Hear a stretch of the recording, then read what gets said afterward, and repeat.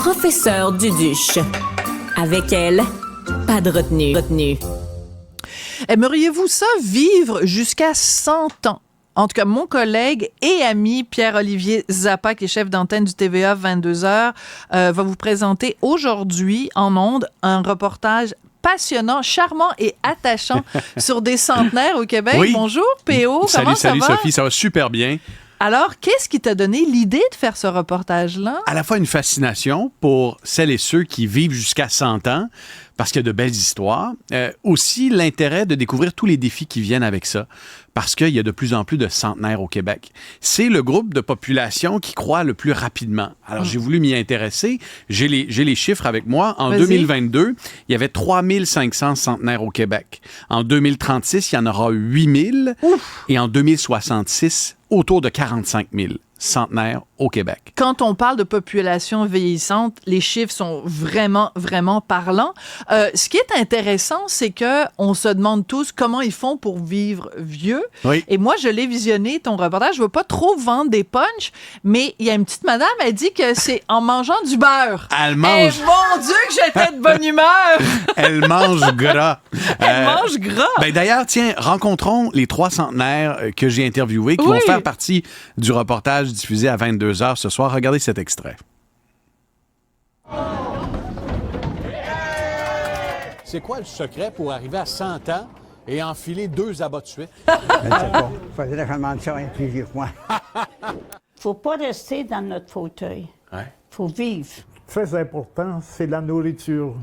Bien se nourrir et puis s'assurer que des choses qui sont moins bonnes. Dans tout ce que je fais, je suis une maniaque du beurre. Et c'est pour ça que je suis rendue à 100 ans, c'est parce que je mange gras. J'adore ça. Alors, les conseils de nutritionnistes, c'est moi, toutes les semaines, j'ai Isabelle Huot qui est là. Il faut manger des petites graines de chia, puis il faut manger des oméga 3, puis là, on a notre dame de 100 ans. C'est fabuleux. Pauline et les 2 autres centenaires, dont un qui était excellent au quilles, m'ont dit, nous, on n'était pas véganes à l'époque. On mangeait ce qu'on pouvait. On a vécu, la plupart ont vécu de la grande pauvreté. Donc, l'alimentation, pour eux, ça n'a jamais été une priorité. Et je me suis tourné, dans le cadre du reportage, vers 2 gériatres.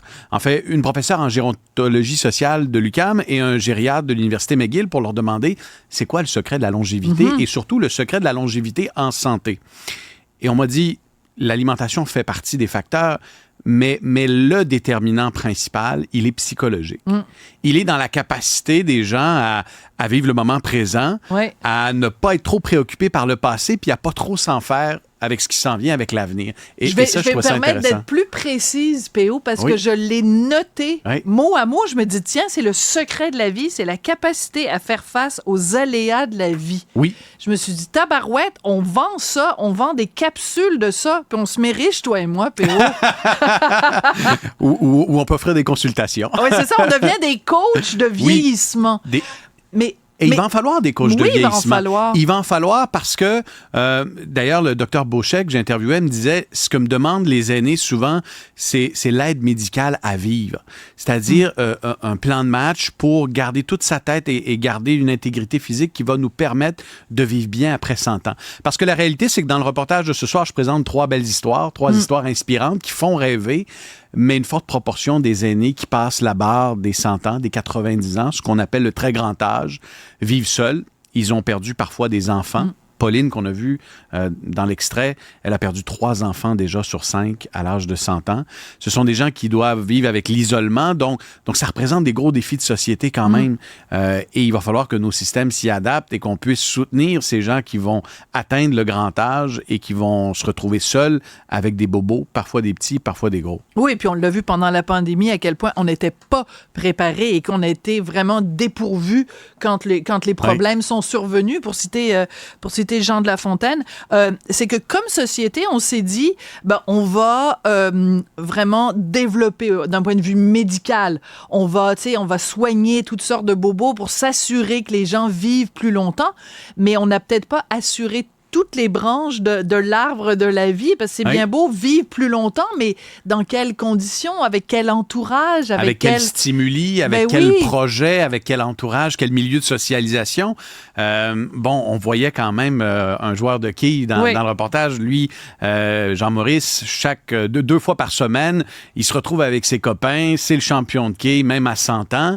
Mais en même temps, lorsque je lui ai posé la question, vous avez vécu la Deuxième Guerre mondiale, il a été sur le champ de bataille. Aujourd'hui, vous regardez l'intelligence artificielle, puis toutes ces technologies. Est-ce que vous avez l'impression que vous avez vécu dans deux mondes? Et il m'a dit oui, parfois je me sens un peu étranger, et il dit je suis nostalgique. J'ai vécu une époque où le système de valeurs était différent. Je m'y suis adapté, mais pas totalement. Et c'est vrai que lorsqu'on passe le cap de 100 ans, qu'on a vécu 10 décennies, on a été témoin d'un paquet d'évolutions, mais on a l'impression parfois d'être étranger dans son propre monde. Là. Oui. C'est intéressant que tu viennes aujourd'hui, puis je te remercie d'ailleurs d'être venu en personne, P.O. Mais c'est intéressant que tu viennes aujourd'hui parce que j'ai commencé l'émission avec Sylvie Fréchette, donc qui était notre médaillée olympique en 1992. Puis elle reprend la compétition là, en fin de semaine à plus de 50 ans. Puis elle disait, mon corps a évolué, évidemment, puis il y a des choses que je fais mieux maintenant. Mais on vit tellement dans une société où c'est « Ah, mon Dieu, la jeunesse, puis on ne profite pas assez des leçons des gens. » C'est sûr que 50 ans, c'est pas la même chose qu'avoir 100 ans, mais en vieillissant, on acquiert des choses. On acquiert peut-être une sagesse, un regard sur certaines choses. Écoutons ces gens-là. Ils ont des choses à nous dire. Ils ont des choses à nous apprendre. Assurément. Ils ont des choses à nous apprendre. Ils ont un parcours de vie qui témoigne de l'évolution du Québec. Alors, j'ai trouvé ça vraiment intéressant. Et puis, ça nous questionne aussi jusqu'à quel point on veut vivre vieux. Oui. Est-ce qu'on veut vraiment passer la barre des 100 ans? On voudrait être en forme. Puis, il y a tout un paradoxe. Oui, on veut vivre très vieux. Il y a bien des gens qui disent, moi, j'aimerais ça vivre vieux, j'aimerais ça vivre en forme. Mais en même temps, il y a tout ce culte de la jeunesse, cette valorisation d'avoir l'air plus jeune. Alors, oui, on vit dans une société de paradoxes et c'est intéressant parfois de prendre un moment d'arrêt et de se questionner. Puis aussi, il faut reconnaître, puis là, ça va peut-être être plus délicat ce que je vais dire, mais à un moment donné, là, on a fait le tour du jardin. Et à un moment donné, il faut aussi reconnaître aux gens le désir de partir quand ils considèrent eux-mêmes qu'ils ont fait le tour du jardin, qu'ils ont contribué à la société de toutes sortes de façons. Puis à un moment donné, ils disent, là, je veux tirer... Et je leur ai tous posé la question. La dernière question de mes entrevues avec les centenaires, c'était, est-ce qu'on se revoit dans 10 ans pour fêter vos 110 ans? Et il n'y en a pas un qui m'a dit, on se revoit dans 10 ans. Ils m'ont tous dit, 101 ans peut-être, 102 ans peut-être, mais parlez-moi pas de 110 ans. Et tous veulent vivre en forme, vivre le plus longtemps possible, mais tout en gardant la forme, tu sais. Ouais, c'est super. C'est vraiment, on t'adore, P.O. Vraiment, c'est plein d'humanité. Et il y a plus de femmes. Ça, c'est un autre fait qui m'a frappé.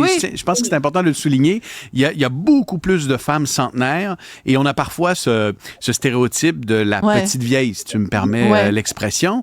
Mais ce que l'on voit très bien, les statistiques le démontrent, il y a beaucoup plus de femmes qui franchissent la barre des 100 ans et qui ont cette capacité à être résilientes face aux épreuves de la vie. Absolument. Et c'est intéressant de le noter. Absolument. Ça. Alors, je rappelle, si jamais vous voulez faire appel au coach de vie du Rocher Zappa. On ne cherche pas tellement ça. Non, vraiment, quoique, parle pour toi. La capacité de faire face aux aléas de la vie, c'est ça qui fait en sorte qu'on peut bien vieillir et mieux vieillir. Vraiment, c'est la leçon que je retiens. Merci beaucoup, P.O. Donc, on voit ça au TVA 22h. Ce soir, un rendez-vous. Merci. Merci de l'invitation. Merci.